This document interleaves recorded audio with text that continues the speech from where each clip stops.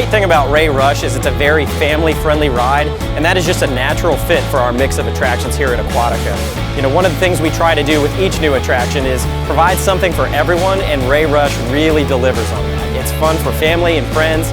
Everyone can enjoy this ride. The height requirement's 42 inches. You can have up to 4 riders, so it's really something that everybody can do together.